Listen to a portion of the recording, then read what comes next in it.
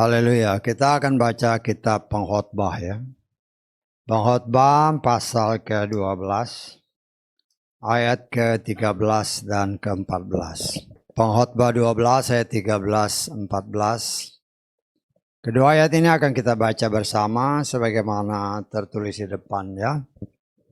Kita baca bersama 3, 4. Akhir kata dari segala yang didengar. Takutlah akan Elohim dan peganglah perintah-perintahnya. Karena inilah kewajiban setiap orang. Sebab Elohim akan membawa setiap perbuatan ke dalam penghakiman atas segala yang tersembunyi, apakah itu baik ataupun jahat. Haleluya, amin. Silakan duduk. Puji Bapa Yahweh, kita bersyukur. Kemurahan Tuhan luar biasa ya, karena terus-menerus kita diingatkan oleh firman Tuhan. Ya, pengkhotbah ini adalah berdasarkan firman Tuhan. Siapa ini pengkhotbah kan? Kita baca pengkhotbah pasal 1 ayat 1. Pengkhotbah 1 ayat 1. Siapa dia? Kata-kata pengkhotbah anak Daud, raja di Yerusalem ya. Jadi si pengkhotbah ini adalah Salomo ya, yang telah membuat begitu banyak amsal, begitu banyak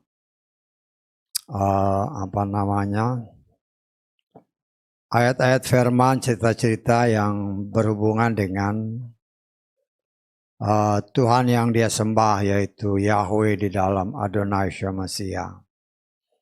Orang yang berasakan firman Tuhan, hikmatnya melebihi semua manusia yang ada ya. Nah, itu suatu kenyataan dan kita bisa mendapatkan berkat melalui pengkhotbah ini ya. Walaupun kita tahu pada akhirnya seorang pengkhotbah yang dipakai luar biasa. Bahkan Tuhan sendiri 2 kali menampakkan diri kepada dia. Dan seringkali berbicara dengan dia. Ya, tetapi pada akhirnya ya, pada akhir hidupnya kita melihat dia berpaling ya dari Bapa Yahweh karena pengaruh lingkungan ya, orang di sekelilingnya. Karena firman Tuhan sendiri berkata bahwa dia mempunyai 700 orang istri dan 300 orang gundik yang tercatat. Yang tidak tercatat kita tidak tahu ya. Karena ini kan kemurahan Tuhan sehingga dia boleh memerintah sebagai raja umat pilihan Tuhan ya. Raja umat pilihan Tuhan yang memerintah atas bangsa pilihan. Nah, kita mengucap syukur.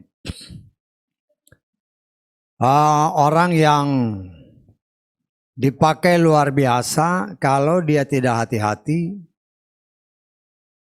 ya bisa terjebak karena tidak menguasai diri ya. Nah, kita sudah belajar dan sedang belajar tentang Moshe. Firman Tuhan jelas mengatakan Moshe adalah orang yang paling lembut hatinya. Ya. Tetapi setan yang berasakan pengakuannya sendiri.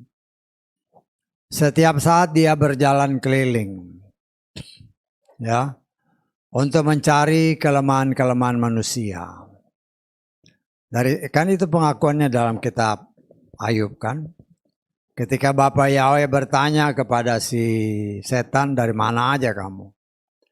dari berjalan keliling menjelajahi bumi. Dari situ kita sebagai orang percaya sudah bisa mengambil kesimpulan bahwa setan itu bukan maha kuasa. Setan itu bukan mahadir. Ya, kalau dia mau datang ke suatu tempat ya dia harus jalan. Kalau Tuhan kan nggak perlu. Ya, jadi setan sebagai ciptaan mempunyai keterbatasan.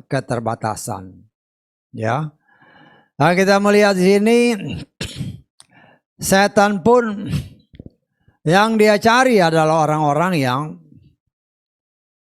sudah dipilih oleh Tuhan. Kenapa orang yang dipilih Tuhan yang dia cari? Karena kalau orang yang bukan pilihan Tuhan, orang yang bukan percaya kepada Bapa Yahweh dalam Adonai Yeshua Mashiach, dia sudah tahu pasti bahwa orang ini ya akan ada bersama dengan dia saat penyiksaan nanti. Karena setan paling hafal itu Kisah Rasul pasal keempat ayat 12. Keselamatan hanya datang dari Yeshua HaMashiach. Ya. Jadi kalau orang yang percaya kepada Bapa Yahweh dalam Yeshua HaMashiach, ya, artinya dia sudah jalan dalam jalan yang benar. Kalau boleh dikatakan kalau dia setia berjalan dalam jalan yang benar, dia pasti selamat. Lah orang-orang yang seperti inilah yang diincar sama setan. Karena setan mau semuanya itu binasa bersama dengan dia nantinya. Lah termasuk si siapa? Si Moshe yang menjadi pemimpin bangsa Israel. Ya, dari satu sisi dia berhasil untuk menjatuhkan Moshe sehingga dia gagal masuk ke tanah perjanjian. 40 tahun dia membimbing saudara-saudaranya, mengajar saudara-saudaranya, berkomunikasi terus dengan Tuhan. Tetapi karena lingkungan, semua karena lingkungan ya, membuat satu saat dia emosional, sehingga dia tidak mengontrol dirinya. Akhirnya dia mengecewakan Tuhan. Ya. Karena dia mengecewakan Tuhan, Tuhan melarang dia masuk ke tanah perjanjian. Ya. Termasuk si Salomo ini. Firman Tuhan jelas mengatakan tidak ada orang yang hikmatnya seperti dia. Sebelum dia dan sesudah dia tidak ada. Dan memang dari amsal-amsal yang dia ciptakan, ya, dari apa yang ditulis, sangat luar biasa rahasia-rahasia firman, disingkapkan dengan sangat luar biasa. Ya. Tetapi orang yang begitu dekat sama Tuhan, yang begitu dikasih Tuhan sehingga dia menerima banyak hal, kalau dia tidak hati-hati, lingkungan siap untuk membuat dia terpeleset. Dan kenyataan membuktikan, ya, karena lingkungan dia jatuh dari orang-orang terdekatnya, itu para istrinya, ya, yang tanpa, ya mungkin tadinya dia nggak sadar. Nggak sadar artinya ketika ya pastikan istri-istrinya ini perempuan-perempuan yang cantik-cantik, yang juga berasakan firman Tuhan, anak-anak raja, anak-anak pembesar, artinya IQ-nya luar biasa. Atau dikatakan pendidikannya luar biasa.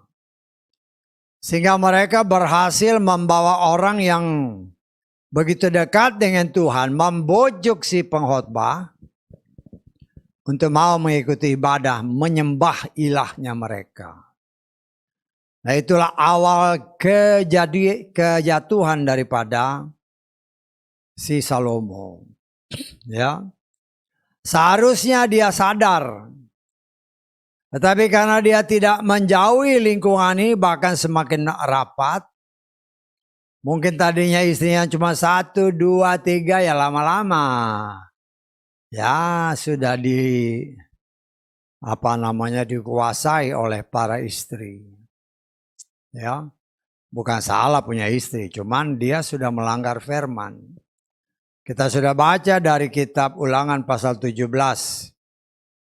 Ayat ke-17 dikatakan apabila dia menjadi raja, ya jangan dia memperbanyak istri. Coba kita lihat ya. Ulangan 17 ayat 17. Dan dia tidak boleh memperbanyak istri bagi dirinya. Dia tidak boleh serong hatinya. Dia tidak boleh memperbanyak perak emas bagi dirinya hingga berlimpah-limpah. Ya. Terus ayat 18. Namun harus terjadi ketika dia duduk di atas tahta kerajaannya. Dia harus menulis baginya salinan Torah ini pada sebuah buku. Dari apa yang ada di hadapan imam-imam orang Lewi. Ya. Dari ayat-ayat firman ini saja kita udah harus nalar. Ya. Kenapa dia harus tulis? Kenapa dia harus salin? Karena kitab sucinya itu cuma satu. Torahnya cuma satu. Yang ada yang dipegang oleh imam. Karena itu dia sebagai seorang raja dia harus menuliskannya.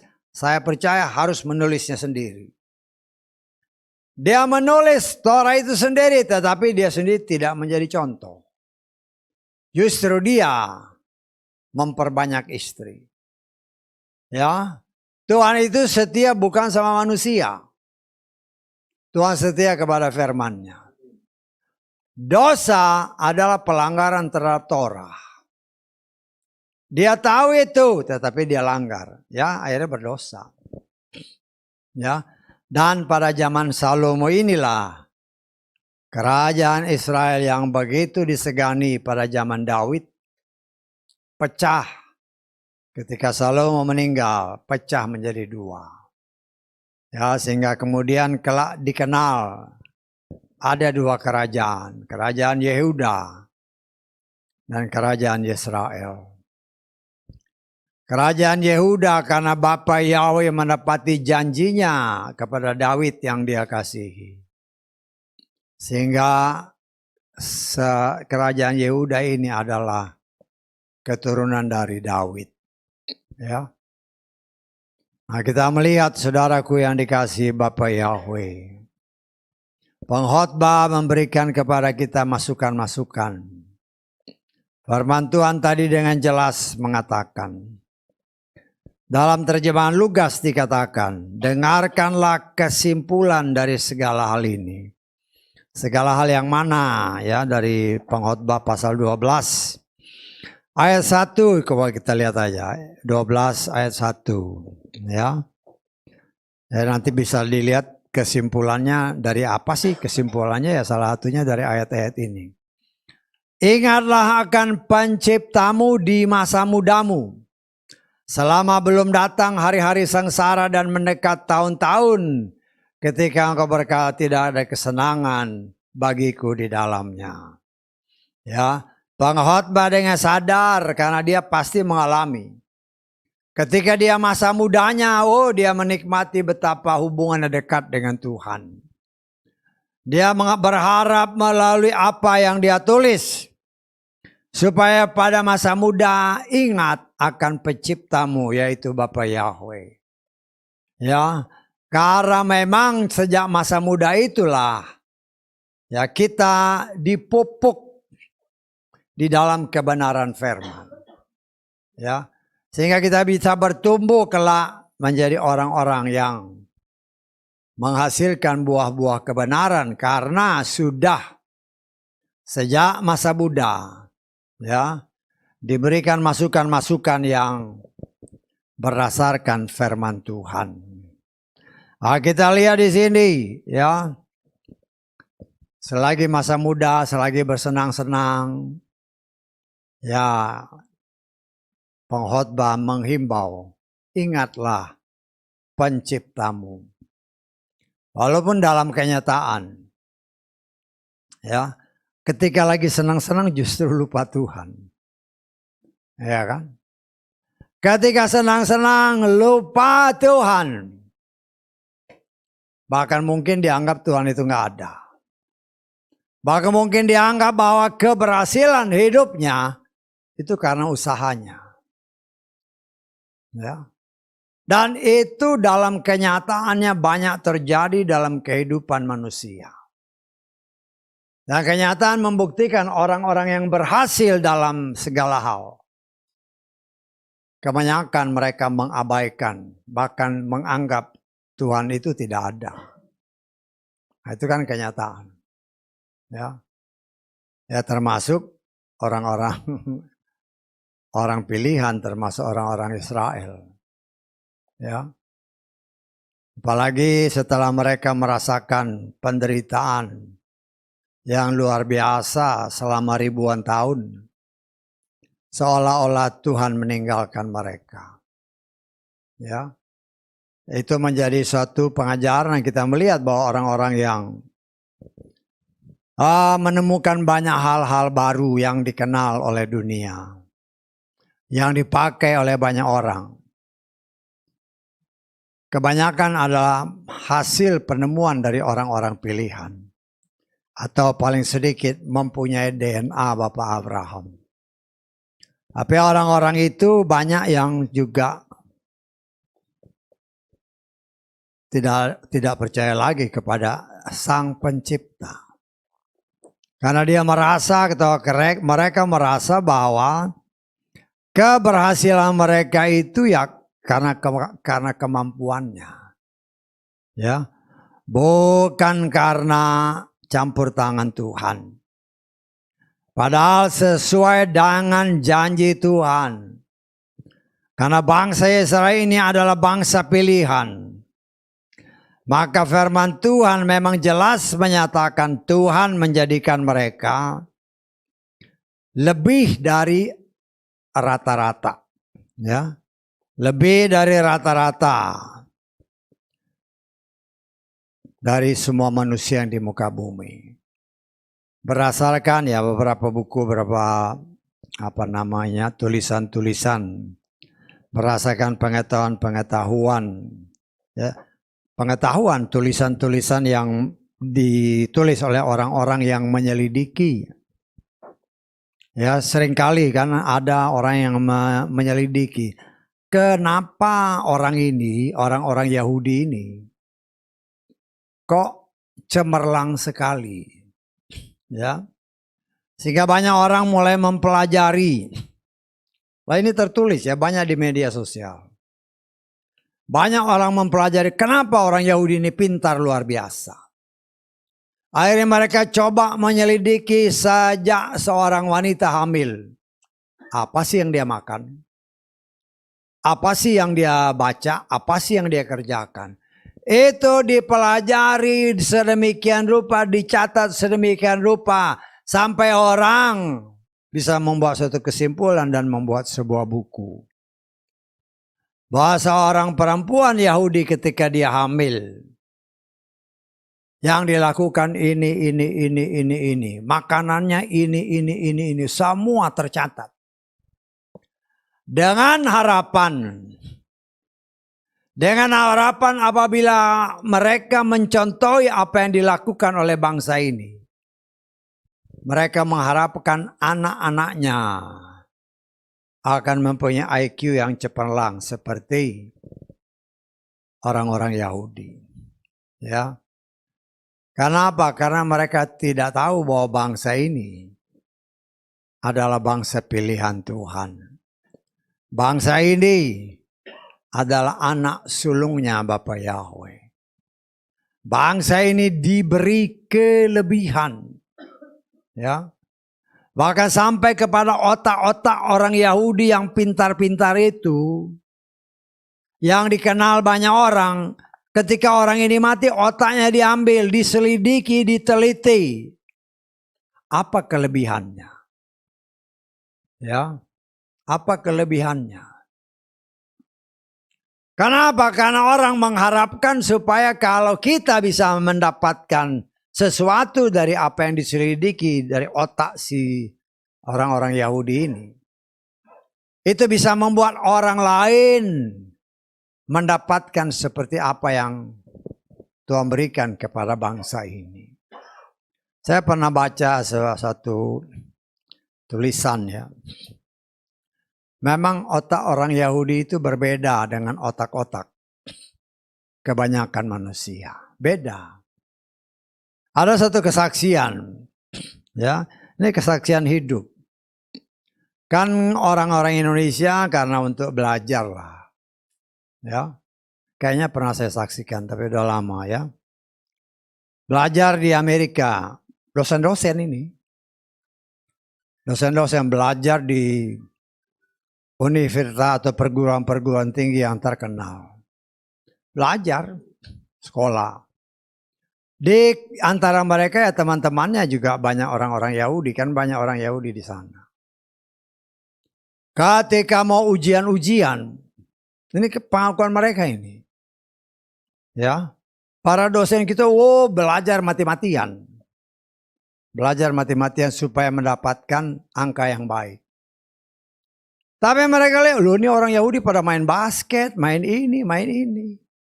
Nggak ada yang belajar. Begitu ujian, nilai mereka lebih tinggi. Itu satu kesaksian.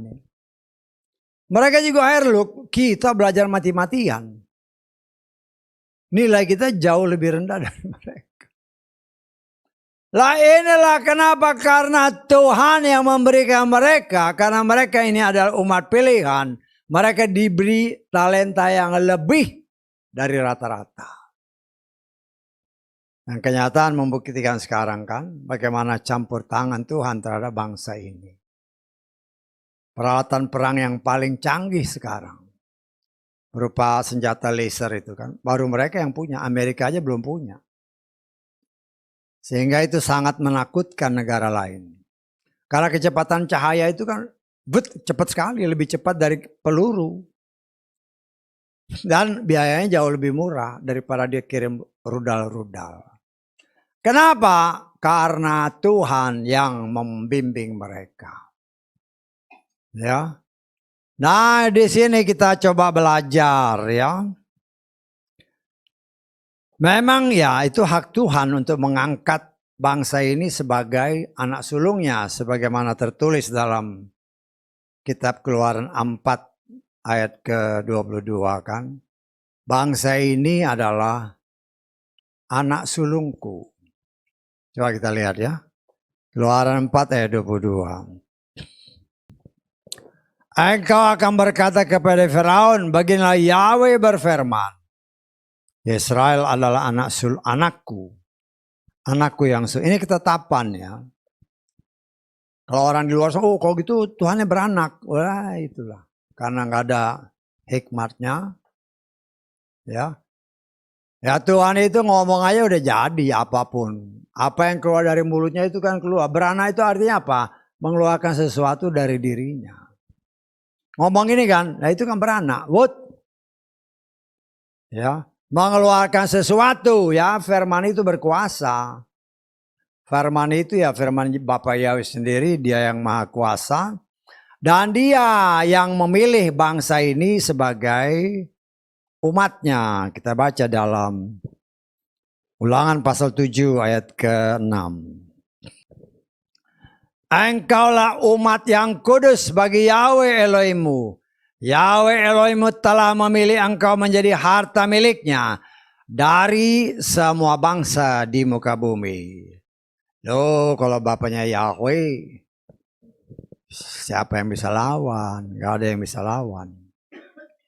Ya, lah kita mengucap syukur oleh kasih kemurahan Tuhan. Pengkhotbah adalah salah seorang raja, bahkan dikatakan raja keberapa? Raja ketiga kan dari bangsa Israel. Ya, dialah yang dipercayakan oleh Bapa Yahweh untuk membangun bait suci yang pertama. Bait suci atas ide bapaknya, idenya datang dari bapaknya si Daud. Bahkan Daud bukan saja menyiapkan ide, tetapi menyiapkan segala sesuatu yang dibutuhkan. Baik bagaimana bentuk gambarnya. Dengan pimpinan Roh Kudus yang mengajar Daud, semua disiapkan. Baik semua materialnya yang dibutuhkan untuk membangun. Ya, bahkan dia bukan menyiapkan asal menyiapkan. Tetapi firman Tuhan jelas menyatakan apa yang disiapkan oleh Daud untuk membangun bait yang memang yang memang dia kehendaki atau yang dia timbul dalam hatinya, maka dia mempersiapkan segala sesuatu dengan sangat luar biasa. Material-materialnya, emasnya kita sudah belajar. Sekian ribu ton emas, ya, perak, besi, semua dia yang siapkan. Kayu-kayu semua dia siapkan. Ya, Salomo hanya ngerjain doang. Ya. Nah, kita melihat di sini sangat luar biasa apa yang dilakukan oleh bangsa pilihan Tuhan. Ya. Karena begitu besar kasihnya Daud kepada Bapa Yahweh, dia membangun rumah atas idenya.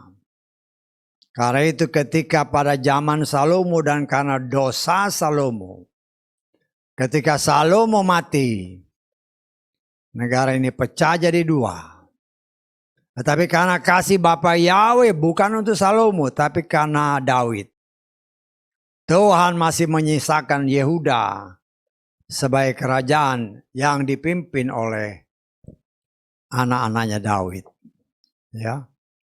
Nah, kita melihat sangat luar biasa, ya. Dan semua contoh itu dilihat oleh si Salomo. Ya, Daud juga ya dalam hal istri juga banyak juga istrinya. Kan kita udah tahu kan istrinya banyak sekali. Ya. Artinya orang-orang yang namanya manusia memang masih ada kelemahan-kelemahan. Ya. Tetapi kita coba belajar mengerti firman Tuhan dengan benar. Pada akhir zaman kita dilatih untuk mengenal Torah Tuhan. Aturan, perintah, ketetapan Bapa Yahweh yang diajarkan Bapa Yahweh kepada bangsa pilihan. Kepada anak sulungnya yang bertanggung jawab untuk menjadi berkat bagi bangsa-bangsa di seluruh dunia. Ya. Tetapi dalam kenyataannya kita sedang belajar. Ya. Torah yang diturunkan. Ya, tadi kan dari ulangan tadi kelihatan kan. Si Salomonya dia harus menyalin Torah yang ada pada imam. Jadi yang ada pada imam itulah yang dari zaman Moshe. Zaman Moshe itu kan antara Daud dengan Moshe itu kurang lebih 500 tahun. Jadi saudara bisa bayangkan betapa luar biasanya catatan itu. Kita nggak tahu catatannya berbentuk apa, entah kulit, entah kayu, entah apa kita nggak tahu. Tapi bisa bertahan sampai ratusan tahun. Kitab suci kita, kalau saudara rajin buka-buka setiap hari, ya, kalau benar mengikuti apa yang tertulis siang dan malam ku meditasi, berarti siang malam buka firman. Mungkin ya ini kitab suci saya aja saya pakai tanggal 17 Mei tahun 20. Ya. Udah banyak juga yang ya mulai lepas-lepas. Ini baru 5 tahun. Loh apa yang diberikan Tuhan kepada Moshe dan Moshe menyalinnya. 613 aturan perintah dan ketetapan Tuhan. Dari 10 perintah yang tertulis di Lolo Batu. Bisa bertahan ratusan tahun. Materialnya apa nggak tahu. Ya, kita hanya bisa menduga-duga. Entahkah itu dari kulit, bisa aja. Entahkah itu dari ada yang katanya paper kayu-kayu, bisa aja. Atau mungkin di lempengan tembaga ya bisa aja. Ya. Kalau di lempengan tembaga mungkin lebih kuat ditulisnya. Tetapi untuk dilipat ya nggak tahu saya. Ya mungkin aja sih bisa aja kalau dia bikin setipis mungkin bisa. Ya. Karena kalau kita melihat ya zaman-zaman sekarang ini kan, ketika orang-orang Yahudi membaca Torah itu kan dia bikin seperti gulungan silinder gitu. Apakah aslinya itu dari besi, apa lempengan besi yang tipis sekali? Karena kalau lapisan logam yang tipis, pasti kuat, pasti tahan lama. Ya. Tetapi kalau dia dari kulit, ya mungkin tahan. Ya, kenapa saya bilang dari kulit? Ya ini kan zamannya zamannya Salomo tadi, dia harus menyalin dari apa yang ada pada imam, ya. Demikian juga ya setelah mereka pembuangan segala macam, ya kita lihat satu ayat, ya. Supaya saya mau memberikan bayangan itu kitabnya itu luar biasa kok bisa tahan gitu loh. Kita baca di Esra pasal 7. Esra ini ketika zaman pembuangan ya. Dan dia adalah salah seorang ahli kitab. Kita baca Esra pasal 7. Ya. Kita baca ayat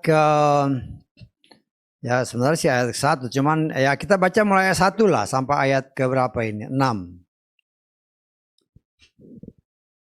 Setelah itu dalam pemerintahan Artasasta Raja Persia, Esra, anak Seraya, anak Azaria, anak Hilkia, anak Salum, anak Sadok, anak Ahitub, anak Amaria, anak Azaria, anak Merayot, anak Seraya, anak Usi, anak Boki, anak Abisua, anak Pineas, anak Eleazar, anak Harun, anak imam kepala. Berapa saudara hitung tadi nanti saudara hitung berapa generasi itu, ya. Esra itu pulang dari Babylon. Dia adalah seorang ahli kitab mahir dalam Torah Moshe yang telah Yahweh Elohim karuniakan, dan raja menganut kepadanya semua permintaan sebab tangan Yahweh Elohimnya menaunginya. Dia ini adalah seorang ahli kitab, ya. Kalau saudara baca di dalam kitab Esra maupun di dalam kitab Nehemia, ya, yang dia baca itu kitab yang tadi ditulis sama ini kan dari zaman Harun, zaman Moshe. Ya, yang jadi pertanyaan, material kitab itu pakai apa? Ya, saudara, saya nggak tahu kitab suci saudara udah berapa tahun saudara baca. Baca artinya siang malam dibacanya. Kalau bacanya cuman seminggu sekali ya beda.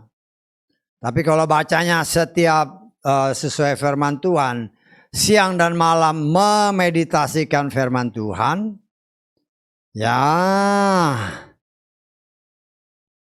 paling berapa tahun? Kitab suci ini dari tahun 20. Baru 5 tahun memasuki 6 tahun. Tapi udah banyak yang kendor-kendor. Ya. Tetapi yang kita lihat di sini ya inti daripada apa yang Tuhan kehendaki, yaitu kita harus kembali kepada Torah yang benar. Torah yang dahulu ditulis oleh Moshe berdasarkan firman Tuhan. Yeshua berkata, ya, engkau lebih taat kepada adat istiadatmu daripada Torah. Sehingga di dalam kenyataan pengajaran-pengajaran mereka lebih banyak juga sudah dimasuki dengan tradisi-tradisi. Sehingga tidak murni lagi. Sehingga karena itu di dalam 1 Korintus pasal 9 dikatakan kita ya bergantung kepada Torah Hamasia. Yeshua adalah Torah itu sendiri. Torah yang hidup. Ya. Torah yang hidup dan firman Tuhan tadi jelas menyatakan ya. Kita lihat ini dulu ya, supaya berapa lama sih Torah itu kan? Ini zaman Nehemia Esra ya. Kita lihat Nehemia pasal 8 ayat 1. Seluruh umat terhimpun seperti satu orang di lapangan yang ada di depan gerbang air, dan mereka berkata kepada Esra, ahli kitab itu, perhatikan, untuk membawa kitab Torah Mose yang telah Yahweh perintahkan kepada Israel.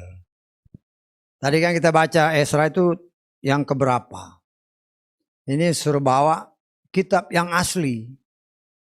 Ya. Ya, artinya ya kita melihat bangsa ini sangat taat kepada apa yang harusnya mereka lakukan. Tetapi dalam kenyataan seperti yang pernah diajarkan di tempat ini. Karena kitab Torahnya cuma satu. Akhirnya ya banyak tambahan-tambahan. Ya, kan ini cuma ada di tangan orang Lewi, di tangan imam besar. Orang Lewi yang lain belum tentu pernah lihat atau pernah baca. Itu orang Lewi sama-sama imam. Ya. Tapi karena kitab ini kan pasti berada, kalau dalam zaman Mose dia ada dalam kemah. Ya. Nah di sini kita melihat ya kalau kita sekarang ya kita mempunyai salinan-salinan dengan cetakan-cetakan yang bagus. Kalau kita mau setiap hari bisa baca, setiap jam bisa baca. Tinggal buka. Ya. Dan ayat-ayat firman Tuhan tadi menyatakan, mengingatkan kepada saudara dan saya. Supaya kita disadarkan, ingatlah akan penciptamu sejak masa muda. Walaupun tadi saya katakan kenyataan orang dalam masa mudanya kebanyakan tidak ingat Tuhan. Ya. Dengan kata-kata mumpung masih muda. Bisa menikmati masa muda. Nanti kalau udah tua baru cari Tuhan kalau sempat. Ya kan, kalau sempat. Ya. Saya pernah udah berapa tahun yang lalu. Ya. Berapa tahun yang lalu udah hampir 30 tahun. Ada seorang teman. Ada seorang teman di laut. Ya, kita lagi semangat-semangatnya untuk memberitakan firman. Ya. Wah, ngobrol berdua di kamar. Pada akhirnya dia bilang, nanti aja. Ya udah, saya nggak mau. Ya karena dia bilang nanti aja kan, ya udah. Sampai ya beberapa tahun sampai dia meninggal, tidak ada lagi pembicaraan itu. Ya, nggak ada lagi pembicaraan itu. Ya karena orang dikasih tahu, dia bilang nanti aja. Ya sudah. Nah, kita kan nggak bisa memaksa orang. Kalau bilang nanti ya nanti. Tinggal kita tunggu kabarnya. Kalau nggak ada kabar ya sudah. Sampai dia meninggal memang nggak ada berita. Ya. Nah saudaraku yang dikasih oleh Bapak ya. Tapi firman Tuhan mengajarkan kepada saudara. Dan saya. Ya. Karena itu kami, khususnya saya dengan istri saya.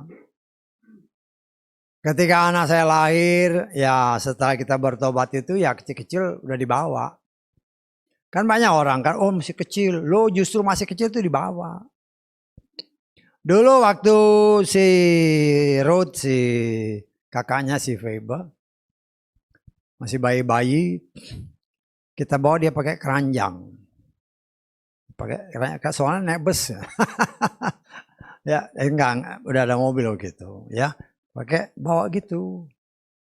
Jadi jangan punya pikiran nanti kalau udah punya anak terus aduh masih kecil. Lo justru masih kecil itu firman Tuhan dimasukin. Walaupun dia tidak ada reaksi tapi ketika telinganya mendengar rohnya bertumbuh. Contoh kan. Ketika Maria datang membesuk si Elizabeth sepupunya. Bapaknya ibunya si Yohanes Pembaptis. Ketika Maria ngomong, bayi dalam kandungannya langsung bergerak. Ya, langsung ada Roh Kudus. Artinya dari situ kita belajar. Ya, dari dalam kandungan pun ketika firman Tuhan diberitakan dan ibunya dengar, maka ibunya akan mentransfer itu kepada bayi yang di dalam kandungan. Dan hal itu pun dipelajari oleh orang cara hidup seperti yang saya katakan tadi, orang Yahudi. Orang Yahudi ketika perempuan Yahudi hamil, dia kalau lagi hamil, dia senang mendengar lagu-lagu klasik, segala macamnya seperti hal itu. Itu ditiru. Tapi ya kita jangan lagu klasik sembarangan. Benar firman dari lagu-lagu klasik. Ya. Ketika setan memasuki Saul, si Daud nyanyi, setannya lari. Begitu juga ketika seorang ibu mengandung. Ketika dia mendengar musik, mendengar nama Tuhan dipuji, didengar oleh telinganya. Dan melalui telinganya ditransfer dengan cara Tuhan. Bayinya bisa mendengar. Sadar atau tidak sadar, imannya pun sudah dibentuk sejak dalam kandungan. Dan pengkhotbah mengingatkan, ingat Tuhan sejak masa muda. Tetapi dari apa yang kita dengar tadi, ternyata Elizabeth sejak si Yohanes Pembaptis dalam kandungan. Ketika dia mendengar suara daripada Maria yang dipercaya oleh Tuhan untuk melahirkan Yeshua. Ketika Maria berbicara. Ya, padahal kan si Yeshua masih bibit di dalam kandungannya. Tetapi ada suara yang membuat bayi dalam kandungannya bereaksi. Sehingga dikatakan oleh firman Tuhan, langsung ada Roh Kudus yang menjamah. Nah, firman Tuhan jelas menyatakan kepada saudara dan saya, ya, supaya takutlah akan Elohim dan peliharalah perintah-perintahnya. Takut sama Tuhan dengan takut sama setan itu beda ya. Takut sama Tuhan ada definisinya. Kalau takut sama setan, takutnya beda. Takut mati, takut ya gemetar. Ya. Tetapi kalau takut sama Tuhan berdasarkan firman Tuhan, kita lihat dalam Ulangan 10 ayat 12 mulai. Sekarang hai Israel, apakah Yahweh Elohim telah meminta sesuatu darimu? Selain apa? Takut akan Yahweh Elohimmu. Takut akan Elohim artinya apa? Hidup menurut segala jalannya. Dengan mengasihi dia dan dengan melayani kepada Yahweh Elohimmu. Dengan segenap hatimu dan dengan segenap jiwamu. Dengan memelihara perintah-perintah Yahweh dan ketetapannya. Yang aku perintahkan kepadamu pada hari ini agar baik bagimu. Takut akan Bapa Yahweh artinya kita benar-benar. Bukan saja membaca firman, bukan saja membaca Torah, aturan perintah ketetapan Tuhan. Tetapi benar-benar memeditasikannya, mengertinya dengan benar, dan mempraktekannya. Ya. Bukannya, banyak orang ibadah, tapi nggak ngerti firman. Banyak kan orang Kristen pada umumnya rajin ke gereja, Rajin memuji Tuhan, menyembah Tuhan, memuliakan Tuhan. Kalau diminta untuk doa, paling sulit. Ya, ya pengalaman artinya saya. Ya. Kalau disuruh doa, yang paling bisa saya adalah doa Bapa Kami. Ya kan? Ya nggak tahu saudara, tapi pengalaman saya gitu. Kalau doa Bapa Kami aja lah yang gampang. Yang dibaca setiap hari. Paling sedikit seminggu sekali di gereja kan. Baca. Kan ada gereja-gereja gitu. Doa Bapa Kami. Baca. Ya gimana. Di mana hormatnya, di mana takutnya akan Tuhan. Nah, kita harus sangat berhati-hati ya. Di dalam kita melaksanakan ibadah karena ada tertulis beribadahlah kepada Bapa Yahweh. Dengan hormat dan takut. Karena itu ya kita sebagai anak-anak Tuhan. Kalau kita beribadah dengan sungguh-sungguh. Ya. Karena jelas firman Tuhan berkata, seperti yang tadi saya katakan. Setan itu mengincar orang-orang yang kalau dia perkirakan, kalau orang ini tidak melenceng dari jalan Tuhan, dia pasti selamat. Karena itu orang-orang seperti inilah yang senantiasa dia incar. Untuk dijatuhkan sama seperti Salomo, sama seperti Moshe. Dan kenyataan membuktikan dan kita belajar bahwa orang yang seperti Moshe, orang yang seperti Salomo berbicara muka dengan Tuhan. Masih bisa ketipu sama setan. Ya. Bahkan kalau saya boleh tafsirkan, ya, orang seperti Hawa, ya, orang yang dapat dikatakan orang yang kudus, masih ketipu sama setan. Ya, walaupun saya tidak bisa katakan dia pasti kudus, karena dari tempat ini kita belajar, ya. Kenapa dia bisa ketipu sama setan? Karena dia sudah melanggar Torah. Apa yang apa Torahnya? Bukan makan buah. Firman yang pertama. Torah yang pertama. Firman Tuhan katakan. Beranak cuculah bertambah banyak. Itu yang dilanggar oleh Hawa. Ya, bukan makan buah ya. Dosa yang pertama itu bukan itu. Walaupun banyak orang yang tahu adalah dosa manusia yang pertama adalah makan buah. Bukan. Ya bukan itu ya, karena itu tadi saya katakan. Ya. Bahwa ya makanya saya bilang tadi dalam tanda kutip si Hawa itu masih kudus. Tetapi sebenarnya udah gak kudus lagi. Karena dengan sengaja ataupun tidak sengaja. Dia melawan Torah yang pertama. Ya. Dengan menunda-nunda perintah Tuhan. Saya katakan menunda-nunda. Tuhan bilang beranak cuculah bertambah banyak. Berdasarkan perhitungan yang kita tafsirkan atau yang saya tafsirkan. 5.000 tahun Tuhan menunggu.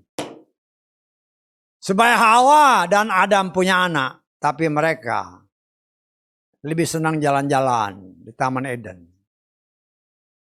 Ya. Semua cukup ya itulah karakter manusia. Mengenakkan daging. Tanpa dia sadari. Mereka sudah memberontak dalam tanda kutip memberontak terhadap firman. Karena mereka mengulur-ulur waktu sampai dalam tafsiran saya. 5.000 tahun baru mereka punya anak karena ditipu sama setan. Dan setan itu licik. Setan tahu bahwa perintah pertama adalah beranak cucu. Dan dia tahu bahwa yang bisa punya anak itu adalah si Hawa. Karena itu ketika dia datang yang dia hampiri itu Hawa. Bukan Adam. Karena itu kita sudah belajar. Karena itu anak yang pertama Anak yang sulung, Kain, ya anak setan. Anak setan, anaknya Lucifer. Ya. Lah kita belajar dari situ, dari pengalaman-pengalaman. Karena ada tertulis. Kita sebagai orang pilihan Tuhan. Kita sudah dikeluarkan dari perbudakan dosa. Kita sudah lahir baru. Dan kita sedang berjalan menuju tanah perjanjian. Dan Tuhan izinkan dalam perjalanan kita terus dimurnikan. Ya, seringkali kita diingatkan kembali. Perjalanan 40 tahun. 40 berarti makannya firman terus. 40 berbicara berbicara air. Ya, sebelum bangsa ini masuk ke tanah perjanjian. Dari tanah perbudakan ke tanah perjanjian. Mereka terus makan firman. Makan firman, tetapi kenyataannya. Orang-orang yang menerima firman, yang melihat mujizat Tuhan. Semua berguguran kecuali 2 orang. Dan anak-anak generasi berikutnya. Yang memperoleh kasih karunia untuk masuk ke tanah perjanjian. Itu semua gambaran saudara dan saya. Kita sudah dikeluarkan dari perbudakan dosa. Kita sudah lahir baru. Bangsa Israel dipimpin oleh api, tiang awan dan tiang api. Dan karena kita sudah lahir baru ada tertulis. Karena engkau anak, maka kita bukan lagi dipimpin oleh api, dipimpin oleh awan. Tetapi dipimpin oleh Roh Kudus. Ya, Roh Kudus ada di dalam kita. Tetapi kita seringkali mendukakan Roh Kudus walaupun ada tertulis. Jangan mendukakan Roh Kudus. Bagaimana saya mendukakan Roh Kudus? Ya, seringkali pikirannya juga ngawur. Ya, saudara yang tahu lah. Kita pribadi lepas pribadi yang tahu kan. Apakah kita mendukakan Roh Kudus? Ya cek aja. Kita tidak bisa bersembunyi dari Roh Kudus. Karena dia ada di dalam kita. Ya dalam kita dia tahu. Ya sini kan waduh. Ini khotbahnya lama banget nih. Bahwa pikirannya udah keluar nih.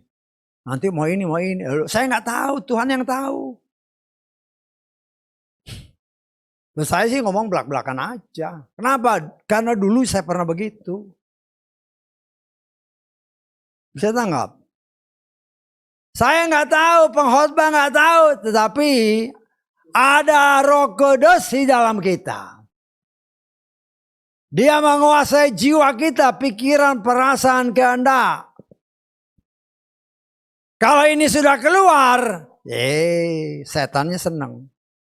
Artinya bisa mencuri perhatian anak-anak Tuhan. Tidak terfokus kepada firman.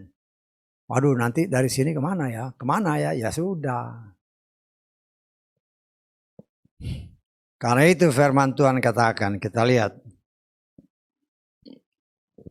Efesus pasal ke-4 ayat ke-30. Janganlah kamu mendukakan Roh Kudus Elohim yang olehnya kamu telah dimeteraikan hingga hari penebusan. Ketika saudara dan saya anak, ya karena lahir baru, lahir dari firman. Karena engkau anak, kata Galatia pasal ke-4 ayat keberapa? Ingat? Coba kita lihat Galatia 4 ayat 6. Hal seperti ini saudara harus ingat ya. Karena nanti kalau saudara berhadapan dengan orang, melayani orang. Ya karena itu seringkali saya ulang-ulang supaya masuk gitu loh. Karena kamu adalah anak, Elohim telah mengutus Roh Putranya dalam hatimu. Yang berseru Aba ya Bapa. Ya. Karena kita anak. Kenapa kita anak? Karena kita mau lahir baru. Manusia lama kita yang diperbudak oleh dosa. kita akui semua dosa, kemudian kita menguburkan manusia lama kita melalui baptisan yang kita kenal dengan cara yang benar, nama yang benar, orang yang benar. Kalau itu benar, diberi Roh Kudus. Roh Kudus ini yang membimbing kita, mengajar kita. Karena itu kata kitab Efesus tadi, jangan dukakan dia. Kita belajar, karena itu dikatakan dalam kitab pengkhotbah, takutlah akan Elohim. Ingat aturan, perintah, dan ketetapannya itu untuk keselamatan kita. Tetapi bagaimana respon kita terhadap firman? Yang menyelamatkan itu firman. Ya. Karena itu Tuhan ajarkan melalui pengkhotbah, ya jalanlah takut akan Elohim, artinya berjalan dalam firman. Kenapa? Karena nanti apa yang saudara dan saya lakukan, kita harus pertanggungjawabkan kepada Dia yang menciptakan kita. Bagaimana kita mau, aduh gini, gak bisa kita bela diri. Karena semua itu tertulis dengan jelas.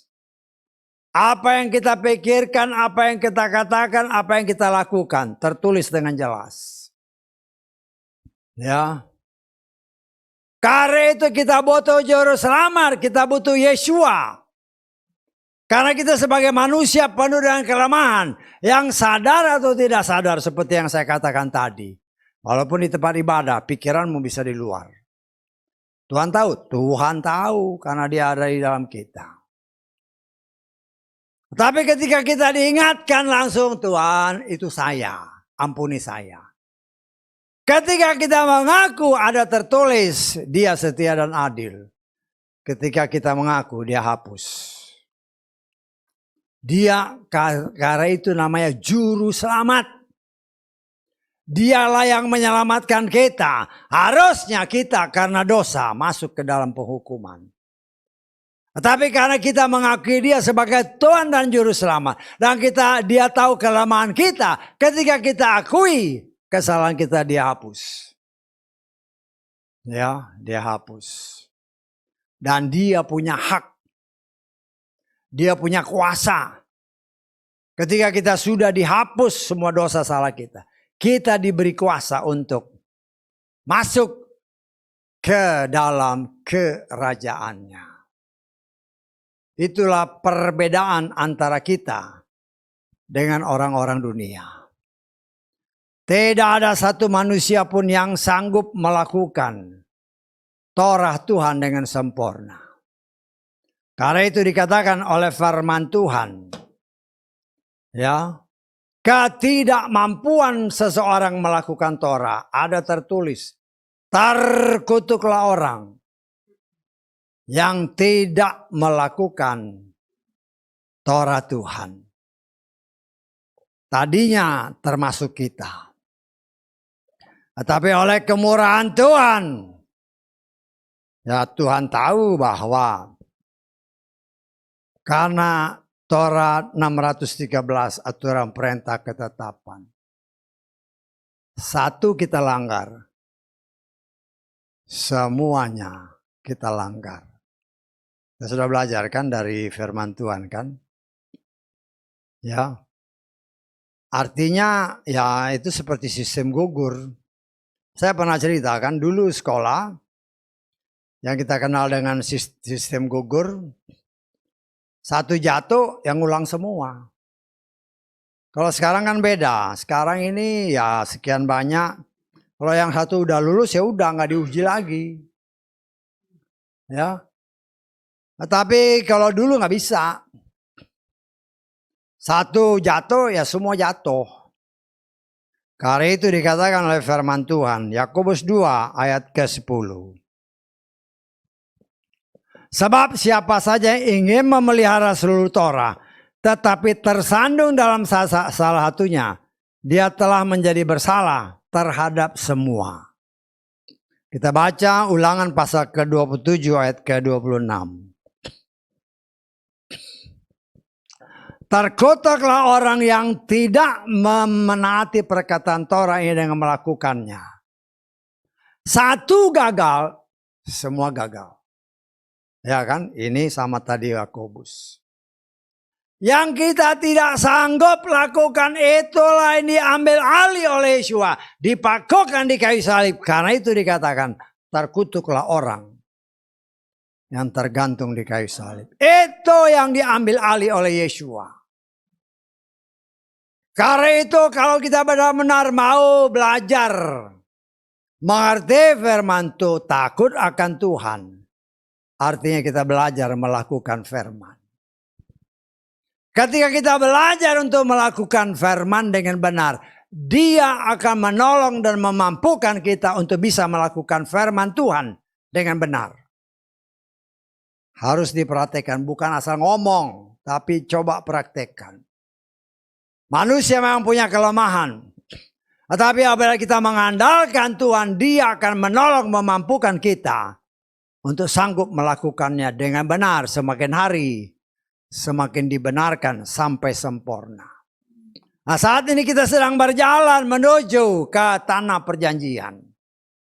Kita dalam proses, dan proses ini adalah pemurnian yang Tuhan kerjakan. Seperti semalam yang kita diberikan contoh, air. Ya, air dari tempat ini yang kita pakai masuk ke got. Dari got masuk ke kali di depan sana. Dari kali masuk ke sungai yang lebih besar. Dari sungai masuk ke laut. Ya. Tetapi air yang kita dapat dari pompa ini nggak habis-habis. Loh kenapa? Berdasarkan hikmat si pengkhotbah, kita sudah baca dalam pengkhotbah pasal 1. Bahwa air itu dari laut kembali ke dasarnya. Kembali ke mata air. Dengan cara Tuhan. Melalui proses pemurnian yang luar biasa. Melalui batu-batu, melalui pasir, melalui karang. Semua mengalir kembali ke asalnya. Sehingga air itu tidak akan pernah kekurangan. Di seluruh dunia air itu yang mengalir aja. Merupakan suatu circle karena Tuhan tahu tanpa air manusia mati. Tanpa firman manusia bisa mati. Karena itu saudara dan saya dilatih Tuhan belajar.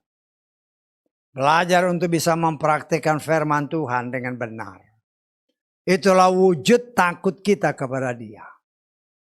Ya. Belajar untuk baca firman, apa sih janjinya? Apa untungnya kita memiliki Torah, aturan, perintah, dan ketetapan Tuhan. Kalau kita melakukan firman, kita mengisi hidup kita, mengisi hati kita dengan firman. Kan kita nyanyikan lagu, firman itu tertanam dalam hatiku, kata Mazmur 119. Coba kita lihat ayat ke-10 dan 11. Ya. Mazmur 119. Ayat 10, 11. Aku telah mencari Engkau dengan segenap hatiku. Janganlah biarkan aku menyimpang dari perintah-perintahmu. Perhatikan ayat 11. Aku telah menyimpan firman-Mu dalam hatiku. Supaya aku tidak berbuat dosa melawan Engkau. Kalau firman itu kita simpan, kita baca, kita meditasi, kita simpan. Firman itu pribadi Tuhan sendiri. Firman itu yang akan bekerja dalam hidup kita. Yang memampukan kita untuk mendeteksi apakah aku sudah berjalan dalam kebenaran atau melenceng. Dan karena kita mau terus-menerus membiarkan firman itu berkuasa. Dan Roh Kudus yang ada di dalam saudara dan saya. Mengajar kita untuk bukan saja mengerti. Tetapi mempraktekannya. Firman Tuhan berkata. Firman itu yang memurnikan kita. Ya kita sudah belajar. Firman itu membersihkan. Menguduskan. Memurnikan. Menyempurnakan kita. Hanya bagaimana kita belajar untuk mentaati. Mungkin kita ya mengerti sedikit-sedikit. Tapi kalau kita belajar Tuhan tolong. Minta pengertian dari Roh Kudus. Karena dia yang mengajar kita. Karena itu saya katakan, saya berani mengatakan, tanpa Roh Kudus, kita tidak mungkin mengerti firman Tuhan dengan benar. Apalagi mempraktekkan. Mengerti aja enggak, apalagi mempraktekkan. Karena itu kita butuh Roh Kudus. Tetapi ketika Roh Kudus sudah dianugerahkan, kata firman Tuhan tadi, jangan dukakan dia. Untuk hal itu ya kita belajar. Namanya manusia ya belajar. Sampai selesai. Ya memang sangat luar biasa. Kalau kita mau melakukan apa yang Tuhan katakan. Kenapa? Karena dia mau. Saudara dan saya, ya, selamat. Tapi keselamatan, kata Filipi pasal 2, harus kita kerjakan sendiri. Dan keselamatan itu hanya akan terjadi apabila saudara saya tetap berjalan di dalam jalannya. Yesus berkata, akulah jalan, kebenaran dan hidup. Jangan keluar. Setan berusaha menarik kita keluar dari jalur. Tapi ketika kita merasakan tarikan dunia begitu kuat, berseru memanggil namanya, maka Roh Kudus akan menolong, Roh Kudus akan memampukan kita berjalan lurus sampai ke tempat tujuan. Semakin dekat waktunya, semakin setan berusaha untuk menarik sebanyak-banyaknya manusia. Tapi kalau saudara dan saya mengandalkan Roh Kudus, percayalah, Tuhan tidak menghendaki anak-anaknya tertipu. Karena itu semakin dekat, bahkan semakin menyatu dengan Dia. Semakin kita dekat dan menyatu dengan Bapa Yahweh dalam Yeshua Masiah, semakin kita menjauh dari si jahat. Dan si jahat tidak bisa menjamah kita. Karena kita adalah biji mata Tuhan. Haleluya.